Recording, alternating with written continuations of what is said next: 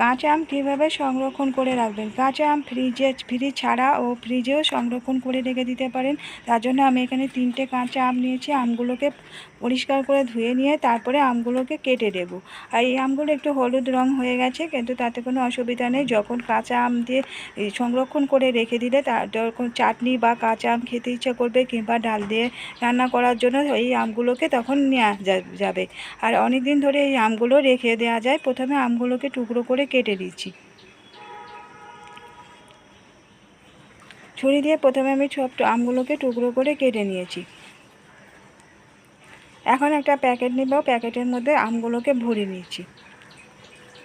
আর কাঁচা আম ফ্রিজ ছাড়াও 1 বছর ধরে অনেক দিন ধরে সংরক্ষণ করে রেখে দিতে পারেন। সেই ভিডিওটা আমাদের চ্যানেলে দেওয়া আছে, দেখে নিতে পারেন। এভাবে প্যাকেটে ভরে প্যাকেটটাকে ভালো করে মুখটাকে সিল করে ডিপ ফ্রিজে রেখে দিতে হবে, অনেক দিন অবধি ভালো থাকে।